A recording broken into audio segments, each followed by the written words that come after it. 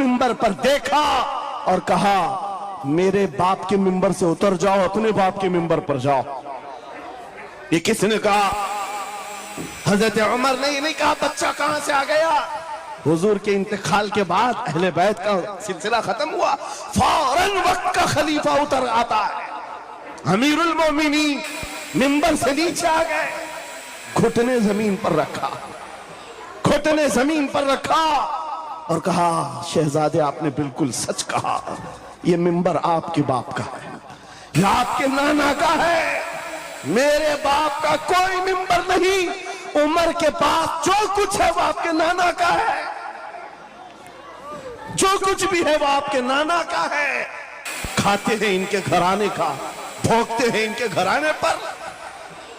ये न मिजाज फारूकी है न ये मिजाज सिद्दीकी है।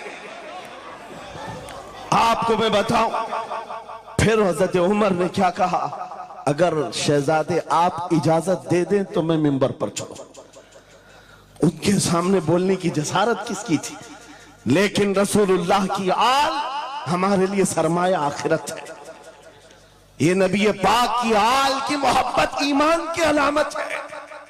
बेटा उमर फारूक रज़ी अल्लाह ताला अन्हु का है, आम नहीं है, वो भी सहाबी रसूल हैं, सहाबी रसूल हैं। बाहर किसी मामले में तकरार हो गई इमाम हुसैन के साथ, वो हजरत अली के बेटे, ये हजरत उमर के बेटे। आपको ऐसा लगता हो तो सुनो, हजरत उमर तो खिलाफत पर थे, हजरत अली नहीं थे उस वक्त। हो सकता है छोटी उम्र में कुछ बहस हो गई, बहस होने के बाद ये तकरार हुई तो इमाम हुसैन ने अब्दुल्ला बिन उमर, हजरत उमर के बेटे को सिर्फ इतना कहा, तुम मेरे से क्या बहस कर रहे हो, तुम्हारा बाप मेरे नाना का गुलाम है, तुम्हारा बाप मेरे नाना का गुलाम है। हजरत उमर के बेटे को यह बात लगी कि कैसे मुझे ये टॉन्ट, कैसे मुझे ये ताना।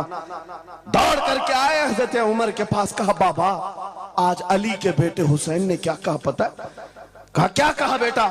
कहा हमारी तकरार हो रही थी, इसमें उन्होंने बुला करके मुझसे ये कहा कि तू मुझसे किस बात पर लड़ता है, तेरा बाप तो मेरे नाना का गुलाम है।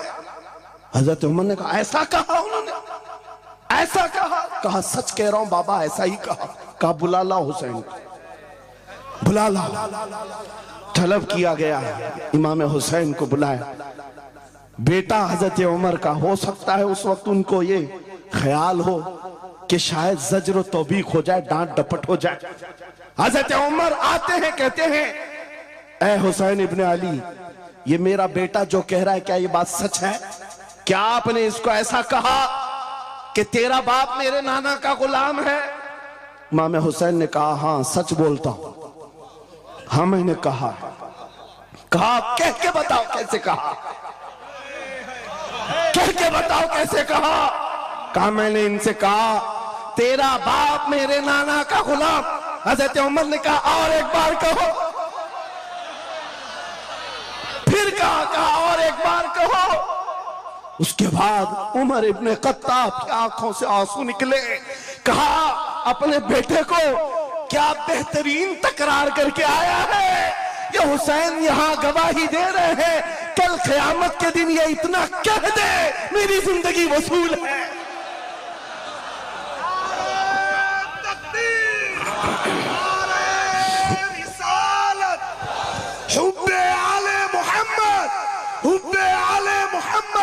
नारे तकबीर, नारे रिसालत।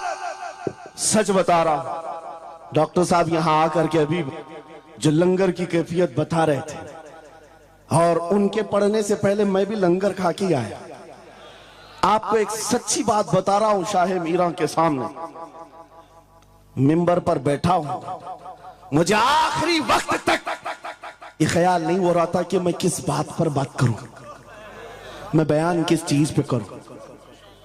मैंने जो कुछ शुरू किया था शायद ये शाह मीरा ने मुझसे बुलवाया।